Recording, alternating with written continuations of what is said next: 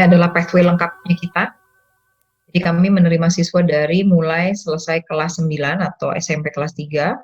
Tahun pertama sampai tahun ketiga itu di Jakarta, dan tahun pertama sampai tahun ketiga di Jakarta ini setara dengan tahun pertama universitas.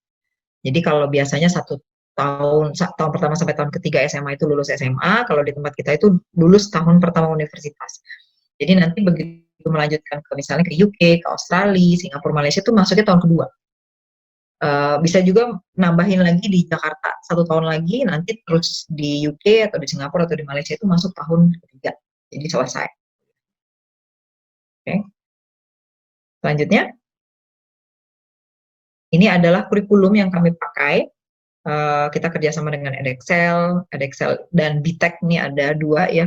Itu kurikulumnya kurikulum negara, kurikulum UK, Edexcel itu SMA, setara dengan year 11 lulusnya. Kemudian kita ada seperti SMA pada umumnya ya, IPA IPS. Kemudian kita kerjasama juga dengan UNSW, University of New South Wales di Sydney, menjalankan program foundation. Nanti selesai program foundation itu masuk tahun pertama di Australia. Jurusannya ada commerce, ada physical science, ada design, art social science, ada actuarial studies. Kemudian InSearch ini 1 tahun universitas di Indonesia. Nanti di sana masuk tahun kedua di Australia. Kita ada bisnis, ada IT, ada engineering jurusannya. Kemudian BTEC ini setara dengan 2 tahun di UK. Jadi namanya Higher National Diploma, sama juga ini punya pemerintah. Nanti masuk ke final year di UK, dan jurusannya kita ada bisnis, kemudian ada graphic, fashion, dan music design. Yang terakhir kita kerjasama juga dengan Taylor's University, adanya di Malaysia, menawarkan American Degree Transfer. Ini yang tadi saya sebutkan bisa 2 tahun dulu di Indonesia, kemudian nanti 2 tahun lagi di Amerika. Ada bisnis, engineering, computer science, dan liberal art. Oke, selanjutnya.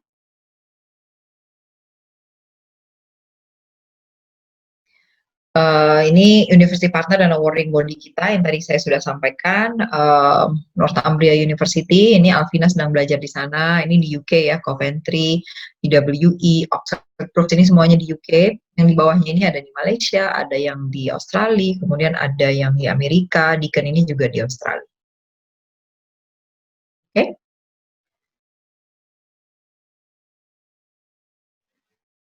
Oke.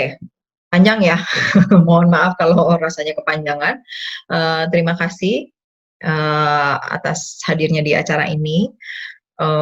Mudah-mudahan Bapak Ibu anak-anak bisa hadir lagi di sesi kami selanjutnya. Kami rencananya akan mengeksplorasi major-major. Yang pertama kita akan coba eksplorasi adalah bisnis, karena memang bisnis ini adalah major yang peminatnya terbanyak di tempat kami, dan biasanya di mana-mana ya, di universitas-universitas biasanya bisnis major ini paling banyak. Jadi kita lihat major-majornya, misalnya ada marketing, ada advertising, ada accounting, ada finance, macam-macam gitu. Nah ini mungkin bagi Bapak Ibu atau anak-anak yang penasaran sebenarnya bedanya apa sih, terus jenjang karirnya dari sini kemana, itu nanti bisa mengikuti online seminar kita selanjutnya. Kemudian sebelum kita masuk ke sesi pertanyaan, nanti ada Alvina dan ada Efraim yang akan juga berbagi pengalaman mereka sesudah ini. Dan kalaupun nanti ada pertanyaan sesudah itu, kita juga bisa membantu online consultation, karena sekarang memang nggak bisa kemana-mana ya, Bapak Ibu anak-anak hanya bisa di rumah.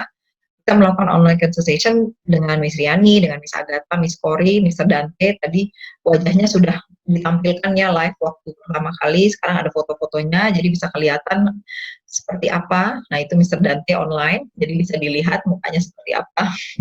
Dan itu ada nomor teleponnya, jadi bisa WA langsung untuk setup appointment. Oke. Dari sini mungkin saya akan persilahkan Alvina, Efraim, siapa yang mau duluan ini? Udah sweet atau belum? Siapa yang mau duluan, Efraim? Iya. Boleh sharing? Saya duluan aja kali ya. Oke, thank you Efraim. I'm gonna go on mute. Okay, so go ahead. Oke, Nanti slides-nya Mr. Anthony can help. Oke.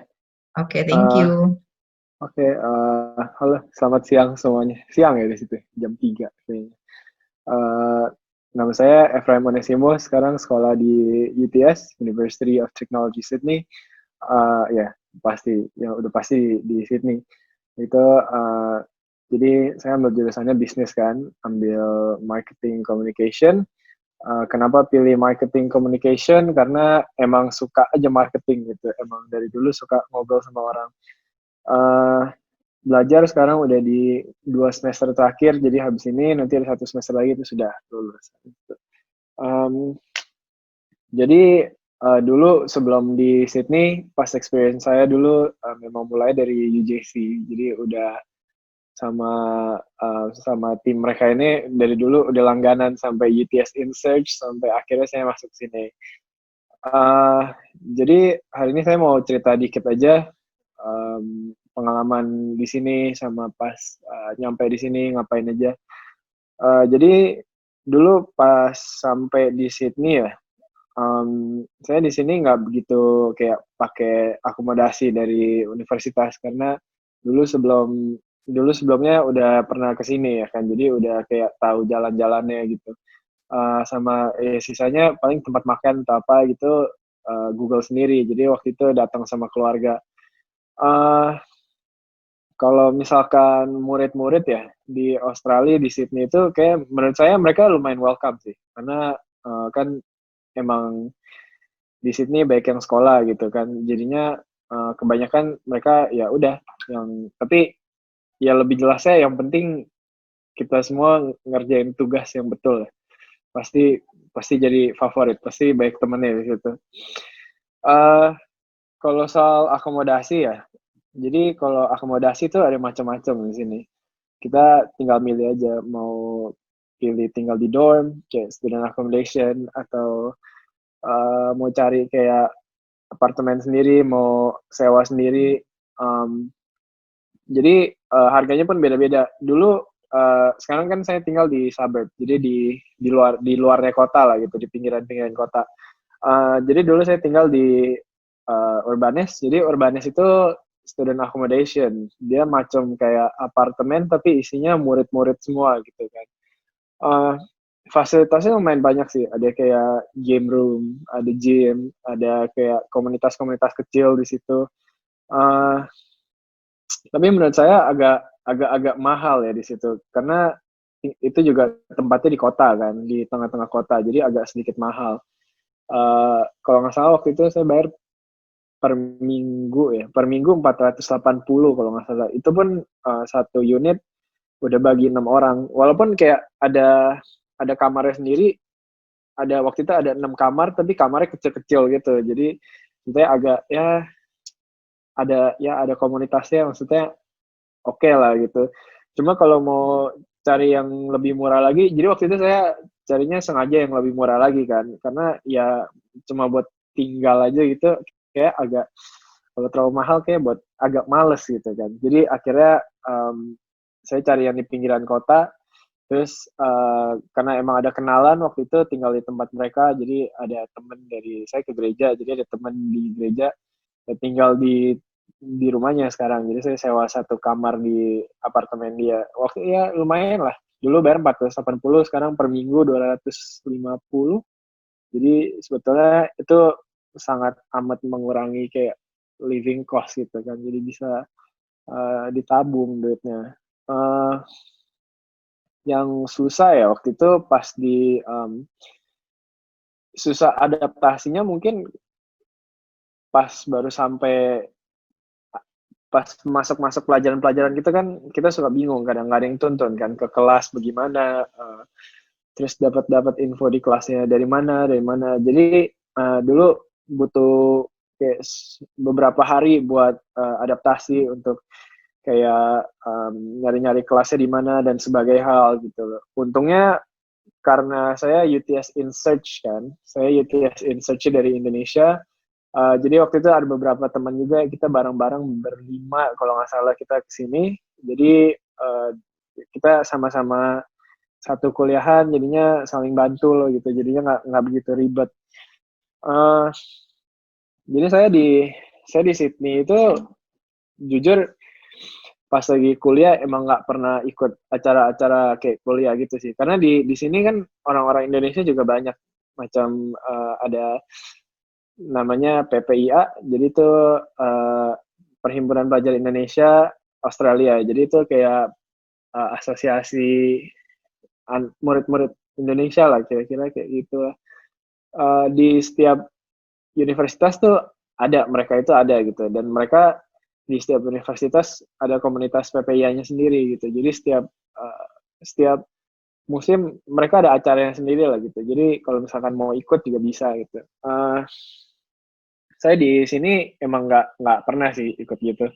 Jadi hobi saya di sini lebih ke ngabisin waktu, misalkan bersosialisasi, maksudnya ngobrol-ngobrol sama orang-orang gereja, atau saya pergi, kan sekarang di sini dapat part-time job juga, jadi saya kerja di sini, sama hobi saya juga pergi ke gym kan. Jadinya emang teman-temannya sosialisasinya di situ-situ aja gitu, nggak begitu.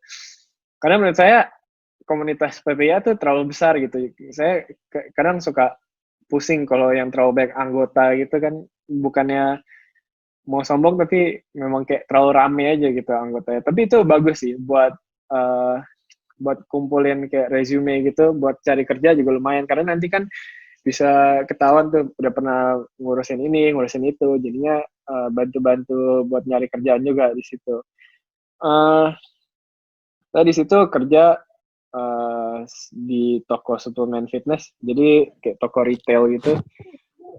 Sebetulnya kerja di Aussie itu kayak kerja di luar negeri lumayan unik sih, karena kan kita di situ juga tinggalnya sendiri ya kan. Jadinya kayak kerja di situ kalau ya kena ininya lah, kalau salah ya dimarahin gitu. Kalau misalkan di Indo kan maksudnya kadang kalau kerja di tempat orang tua kan nggak begitu, dimarahinnya pun nggak begitu segan gitu. Kalau di sini kayak marah ya marah, kena kena marah gitu. Kalau misalkan ngomongin biaya kiriman ya dari rumah, saya dikirim sama keluarga tiap 3 bulan sekali. Jadi biasanya dikirimin 10.000 Australian dollar. Itu sebetulnya 10.000 dikasih udah buat semuanya. Jadi 3 bulan buat tempat tinggal dan sebagainya. Sebenarnya 10.000 itu udah cukup besar sekali sih. Karena apalagi kalau misalkan dapat yang tempat tinggalnya, contoh kayak yang saya dapat sekarang per minggu 250 gitu. Berarti kan sebulannya paling cuma 1.000 gitu kan. Ya sisanya paling 7.000-nya ya terserah gitu mau dipakai buat apa gitu. Saya sih biasanya pakai buat beli makan. Terus kadang kalau iseng-iseng beli-beli baju online gitu kan. Cuma um, paling paling oke sih buat simpen-simpen duit. Biasanya itu kita belinya kayak ke supermarket gitu. Jadi kita masak sendiri. Itu harganya lumayan jauh beda sama kayak beli makanan. Kalau misalkan beli makanan di restoran, take away atau dan sebagainya hal gitu. Bisa kayak setengahnya, atau kayak bayarnya bisa buat makan 3 kali di rumah kayak gitu.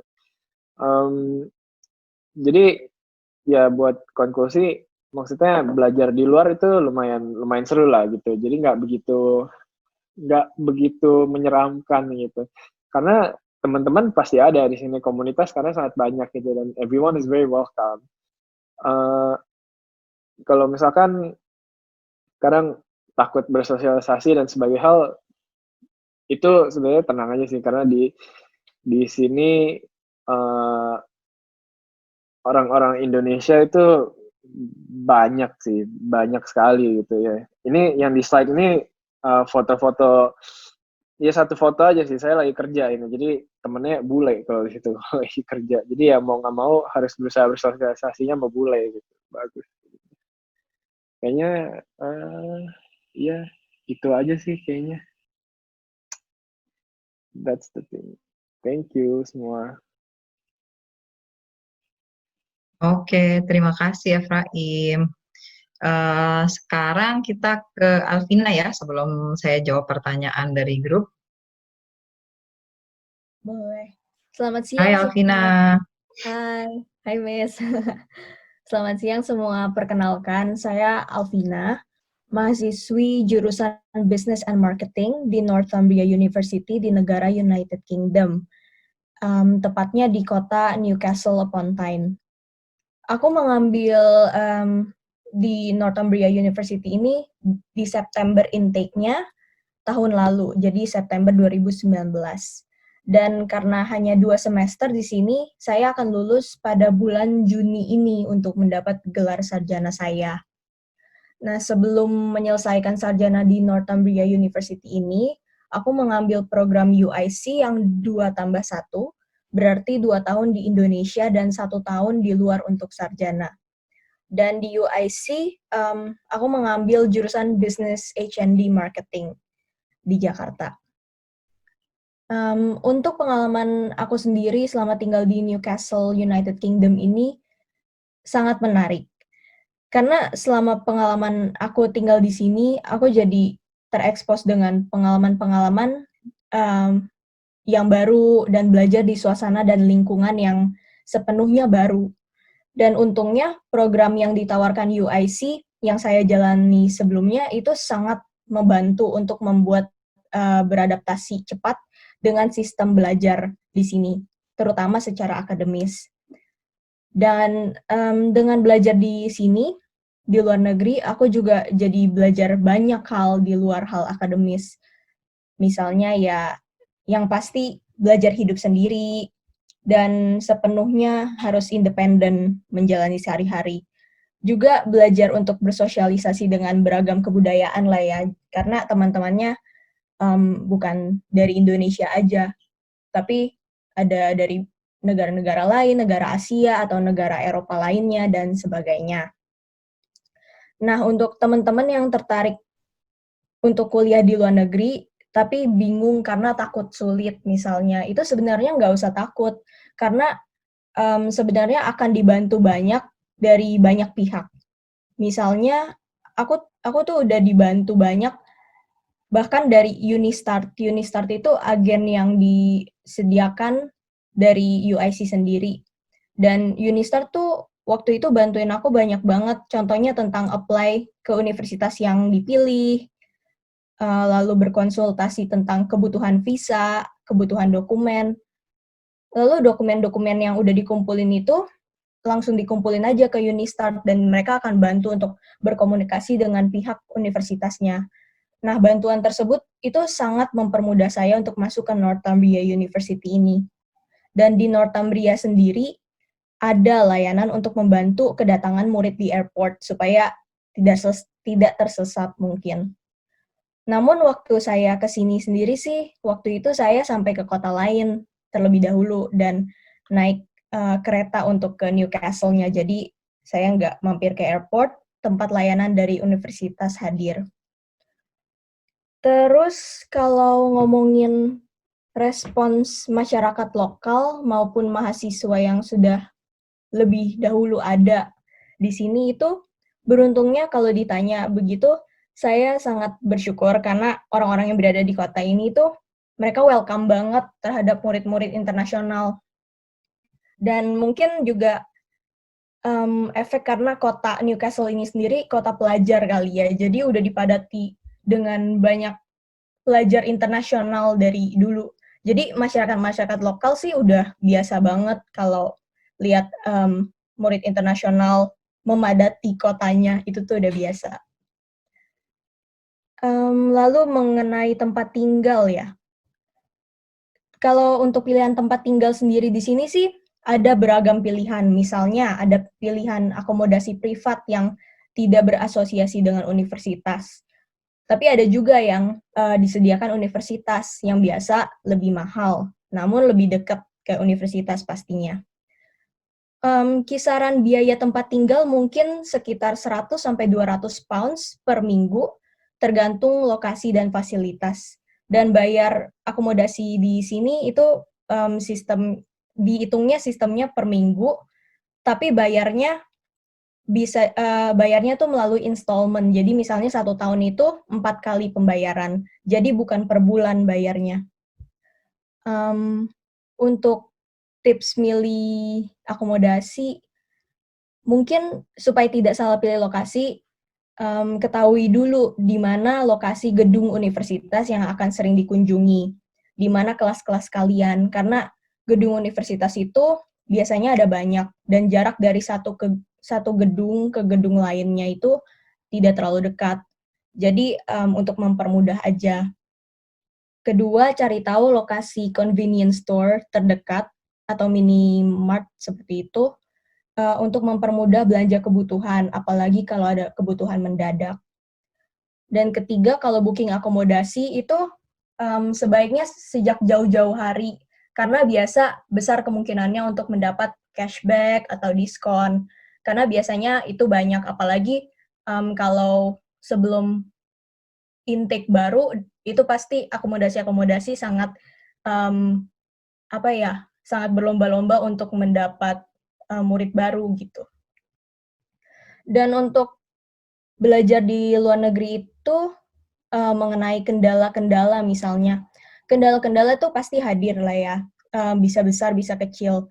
Terutama yang saya perhatikan sih kalau di universitas sendiri, itu mungkin work culture yang berbeda ketika misalnya kerja kelompok dengan murid-murid dari negara yang berbeda. Namun dengan terbiasa untuk bekerja dengan kebudayaan yang berbeda itu jadi bahan belajar yang sangat menarik ya, karena kita jadi bisa belajar beradaptasi dan menyampaikan pendapat secara kooperatif mungkin ya. Dan kalau kita udah biasa, pelajaran itu kita jumpai setiap hari dalam 2 semester, kita akan jadi terbiasa, jadi udah tidak ada kendala lagi. Dan di universitas sendiri, dosen-dosennya itu sangat kooperatif. Mereka dapat dijumpai di jam-jam tertentu yang mereka tentukan pastinya. Tapi kita gampang banget kalau kita mau membuat appointment bersama mereka, itu mereka pasti sangat mendukung. Jadi mereka sama sekali tidak mempersulit komunikasi antara dosen dan murid-murid. Dan kalau di kelas sendiri, mungkin dosen-dosen ini tuh bisa aja terlihat cuek waktu mengajar, namun mereka tuh sebenarnya peduli banget terhadap pertanyaan-pertanyaan yang diberikan murid. Dan untuk hal non-akademis sendiri sih sejauh ini tidak ada kendala hampir sama sekali, karena pihak universitas atau society di sini itu sangat mendukung. Namun kalau butuh bantuan, misalnya itu selalu ada Indonesian Society, dan ada support dari universitas sendiri. Indonesian Society di sini itu berbentuk PPI, mirip seperti yang tadi ada di Australia, sama Perhimpunan Pelajar Indonesia, yang bisa mendukung pelajar-pelajar Indonesia di negara asing. Juga kalau misalnya mau menuangkan kreativitas, tapi mau di antara komunitas orang-orang yang kira-kira bahasanya sama, itu bisa banget bantu-bantu di PPI tersebut. Lalu kegiatan saya selain belajar, mungkin sering juga berkumpul dengan teman-teman untuk bisa masak bareng, kalau malam-malam jalan-jalan, dan sebagainya. Kalau untuk uang saku sendiri, uang sakuku tuh 300 sampai 350 pounds per bulan, tapi itu tidak termasuk akomodasi. Karena sekali lagi tadi akomodasi itu bayarnya bukan per bulan, tapi 4 kali dalam 1 tahun. Jadi nggak termasuk uang per bulan, uang bulanan. Dan untungnya uang saku ini sendiri itu selalu lebih dari cukup, karena pengeluaran saya misalnya maksimalnya hanya 200 pounds per bulan. Dan saya sendiri di sini memilih untuk tidak bekerja paruh waktu karena takut akan mengganggu proses belajar yang hanya 10 bulan di sini. Dan uang saku tersebut yang saya miliki, saya alokasikan sebagian besar untuk belanja kebutuhan makanan, bahan makanan, dan terkadang saya membeli pakaian ekstra, apalagi kalau udah mulai dingin musimnya. Dan saya makan di restoran sih maksimum seminggu cuma 2 kali bersama teman-teman. Jadi mungkin gara-gara itu juga selalu ada berlebih tiap bulan. Saya juga sempat berjalan-jalan di kota lain sekitar Newcastle seperti Durham, Edinburgh, Oxford, dan London. Karena mudah juga. Untuk tips buat teman-teman untuk menghemat uang saku tiap bulan, mungkin jangan terlalu sering makan di restoran, karena biaya untuk makan di restoran tidak semurah di Indonesia pastinya. Dan apalagi kalau bisa makan lebih dari 2 kali di restoran per hari, itu, wah itu pasti cepat habis. Dan selalu utamakan kebutuhan lain sebelum menggunakan, uang untuk yang lain. Belajar di luar negeri ini saya rasa membawa banyak pelajaran menarik dan, perubahan positif bagi saya, karena tentunya menjadi jauh lebih mandiri dan harus pandai mengatur waktu, juga hal-hal yang seperti menjaga gizi diri sendiri, bersosialisasi dengan orang-orang dari budaya lain, dan saya merasa itu semua pelajaran yang berharga lah ya, dan mungkin lebih sulit didapat kalau saya memilih untuk berkuliah di Indonesia saja. Dan juga yang paling penting mungkin skill untuk beradaptasi dengan cepat, dengan orang-orang di sini. Dan bersosialisasi di sini untuk mendapat teman dan sebagainya itu sebenarnya gampang dan tidak sesulit yang saya pikirkan sebelumnya. Mmm, jadi nggak ada nggak ada salahnya sih untuk mencoba dan nggak usah takut aja, karena pasti banyak bantuan dari banyak pihak. Mungkin itu aja dari aku. Thank you semua.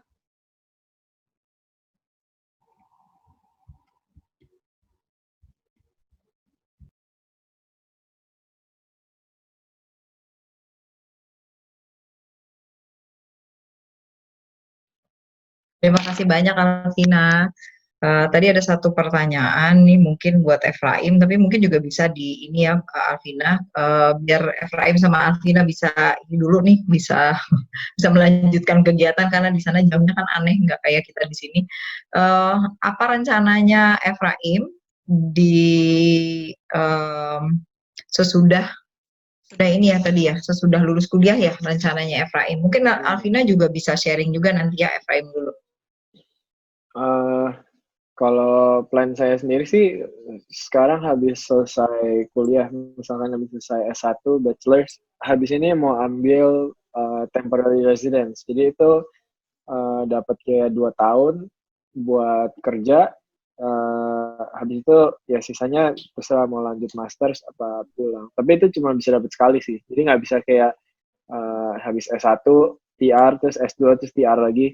Karena kan itu kan nanti ngambil dari sertifikat S1-nya.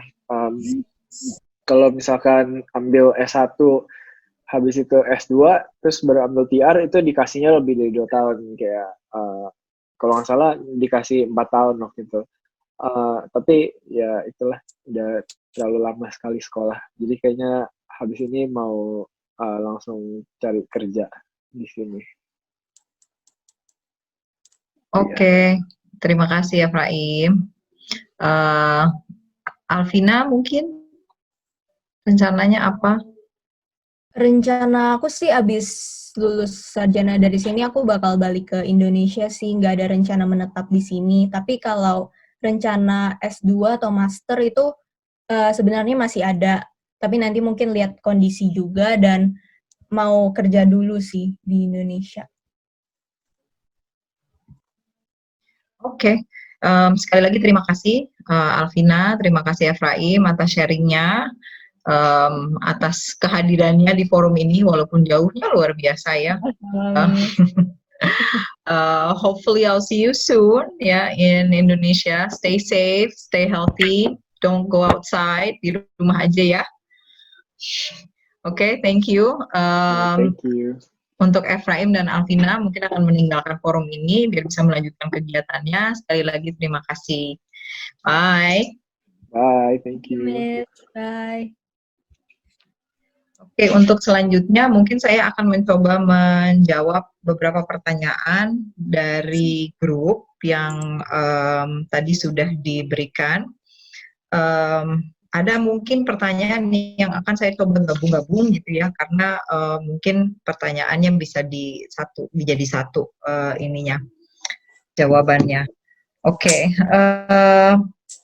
Pertanyaan pertama yang saya mau coba address adalah setelah belajar di UNIF, lalu karena satu dan lain hal, anak tidak bisa meneruskan kuliah ke negara tujuan, apakah bisa melanjutkan di Universitas Indonesia tanpa mengulang SMA nasional di universitas mana? Banyak alumni kami itu sudah melanjutkan di universitas lokal juga, karena memang bisa mengambil paket C, dan karena paket C itu diterima sama banyak universitas di Indonesia, jadi dari tempat kami nanti bisa kita bantu juga, kita ada penyelenggara paket C untuk ambil sertifikat paket C, nanti itu bisa dilakukan di tempat kita dan nanti bisa dengan mudah melanjutkan ke universitas di Indonesia. Jadi seperti alumni kita sudah ada di BINUS, sudah ada di LSPR, bahkan sudah ada di UI juga gitu. Universitas lainnya sih ada juga, tapi mungkin yang utama yang ini ya, yang agak banyak ke sini gitu, yang memang entah menunda karena ada rencana perubahan rencana dari keluarga, atau memang pada akhirnya juga ada yang mungkin juga karena biaya gitu. Itu banyak sih yang berubah gitu. Nah, itu yang bisa dilakukan oleh kami, nanti kita bisa bantu di situ. Kemudian untuk universitas di Australia, kira-kira persiapannya apa saja dari akademik? Jadi kurikulum yang kami jalankan di sini itu murni kurikulum dari entah dari awarding body seperti BTEC atau Edexcel yang punya pemerintah, atau dari universitas di Australia atau di Amerika gitu ya. Jadi karena kurikulumnya ini bukan kurikulum kita, kurikulumnya ini persis seperti kurikulum nanti di negara tujuan, sehingga memudahkan sekali dari sisi akademik. Jadi tadi seperti Alvina gitu ya dan Efraim itu sharing, mereka tidak ada kesulitan sama sekali di bidang akademik. Mungkin kesulitannya hanya di bidang nanti sosialisasi gitu ya, adjustment terhadap keadaan sekitar, mungkin hanya itu gitu. Tapi di bidang akademik sebenarnya problem itu nggak ada gitu, karena sudah kita siapkan di sini. Dan nanti untuk misalnya transfer nilai, untuk pendaftaran yang sifatnya akademik gitu ya, yang sifatnya lebih ke mata pelajaran, itu juga sudah ada yang bantu, sehingga nanti tadi seperti Alvina yang sempat bilang, udah dikasih aja dokumennya, nanti mereka yang urus gitu. Jadi memang seperti itu. Dan untuk pilihan universitasnya, kemudian yang dibutuhkan nilainya berapa, kemudian majornya yang bagus di universitas mana, itu yang mana, itu juga bisa dibantu nanti sama. Kemudian bagaimana kita bisa belajar untuk SAT dan apa saja yang harus disiapkan untuk kuliah di Amerika. Untuk SAT sebenarnya dibutuhkan kalau mau masuk tahun pertama di university. Kami punya American Degree Transfer Program yang bisa dilakukan 2 tahun dulu di Jakarta, kemudian nanti 2 tahun di Amerika, sehingga SAT ini nantinya tidak diperlukan gitu. Mungkin yang diperlukan kalau ada ijazah SMA gitu, itu bisa dipakai. Kemudian kalau ada IGCSE plus nilai yang dari kita gitu, yang dijalankan di kita, itu pun sama prosesnya. Jadi tinggal kasih aja dokumennya. Ini dokumen-dokumen yang saya maksud dokumen diri ya, jadi seperti paspor gitu, lebih ke akte kelahiran, yang inilah gitu, yang dokumen yang kita tidak bisa produksi sendiri, tapi dokumen yang kita bisa produksi sendiri seperti nilai dan lain-lainnya itu nanti kita yang provide biasanya, jadi nggak perlu khawatir. Kemudian ini juga ada yang beberapa bertanya mengenai ini ya, beasiswa. Jadi untuk beasiswa itu biasanya ada beberapa macam. Beasiswa ada yang diberikan oleh pemerintah dan ada beasiswa yang diberikan oleh universitas. Saya menyarankan untuk melakukan dua-duanya biasanya. Untuk yang dari pemerintah biasanya akan lebih banyak yang ini ya, saingannya akan lebih banyak karena memang itu kan untuk semua orang di seluruh dunia gitu istilahnya. Kemudian mereka juga ada beasiswa hanya untuk siswa-siswa yang mereka punya partnership seperti kita gitu. Terus ada juga beasiswa yang sifatnya diselenggarakan oleh universitas. Nah, beasiswa yang diselenggarakan oleh universitas ini cenderung lebih mudah sebenarnya didapatkan dibandingkan yang diselenggarakan oleh pemerintah atau organisasi tertentu seperti Fulbright gitu ya. Nah, itu saya sangat menyarankan itu. Bagaimana cara mencari tahu beasiswa itu, nanti kita bisa bantu juga untuk memberikan informasi mengenai beasiswa-beasiswa yang available buat siswa-siswa di Indonesia dan nanti mengerucutnya lagi untuk siswa yang melalui program pathway dari kami gitu. Jadi ada beberapa tingkatan nih beasiswanya. Beasiswanya itu juga ada yang full, ada yang partial, ada yang one time scholarship, jadi hanya diberikannya satu kali, ada yang setiap tahun gitu. Bagaimana caranya nge-apply-nya? Itu bisa ditanya ke kita gimana cara nge-apply-nya setelah jadi kita bisa pelajari gitu, bisa lihat untuk banyak siswa kami selama pendidikan di tempat kita itu biasanya mereka juga sambil menggali beasiswa-beasiswa itu. Kemudian untuk beberapa universitas di luar negeri seperti di UK gitu ya, memang tidak besar, tapi mereka juga menyediakan yang namanya country bursary gitu. Jadi setiap anak itu dari Indonesia itu langsung diberikan diskon. Kalau untuk di UK itu mungkin diberikan 1.000 pound sterling. Itu cuma sekali, tapi biasanya memudahkan ya untuk meringankan. Kemudian yang biasanya anak-anak murid kita lakukan di sana juga seperti FRM itu adalah bekerja. Pendapatan untuk bekerja ini sangat-sangat lumayan ya, sehingga bisa membantu memenuhi kebutuhan ini ya, kebutuhan hidup gitu. Jadi belanja atau bahkan mungkin ada yang bisa membayar sewanya dari situ. Jadi itu sangat membantu untuk kebutuhan hidup. Jadi untuk beasiswa sekali lagi mungkin harus diskusi lebih lanjut mungkin dengan tim saya. Nanti mungkin Miss Riani, Miss Kori, Miss Agatha gitu ya, Mr. Dante sama Mr. Anthony mungkin bisa bantu juga nanti di situ. Silakan dihubungi nomor teleponnya untuk mengetahui lebih lanjut sebenarnya beasiswa-beasiswa apa gitu yang diberikan untuk universitas di sana. Kami juga ada beasiswa di sini untuk belajar di Indonesia. Memang tidak full dan mostly yang kita berikan ini beasiswanya dalam bentuk akademik. Jadi nanti kita minta untuk tes, kemudian kita minta juga untuk memberikan dokumentasi seperti raport dan lain sebagainya. Kemudian pathway tadi yang rencana ke Australia berdasarkan pathway yang sudah dijelaskan bagi yang sudah menyelesaikan program S1. Jadi bagi yang mau melanjutkan ke program S2, ini semua ya berlaku untuk semua. Silakan bicara dengan salah satu tim saya. Nanti kita akan bantu lebih lanjut karena mungkin ini saya sebutkan 2 minggu yang lalu bahwa beda jurusan, beda negara, itu beda university. Sehingga untuk jurusan tertentu, tadi juga ada yang sempat bertanya yang mengenai itu sebenarnya memang harus konsultasi lebih lanjut dengan kami. Universitas mana yang rankingnya jurusan tertentu itu bagus gitu. Jadi seperti misalnya jurusan accounting yang paling bagus kalau di Australia itu yang mana ya? Kalau yang paling bagus di Amerika yang mana ya? Yang paling bagus di ini yang mana gitu. Dan itu semua memiliki cara masuknya yang berbeda-beda. Biasanya sih yang kita tanyakan itu adalah maunya belajar di negara apa, di negara mana gitu. Dari situ baru kita kerucutkan gitu.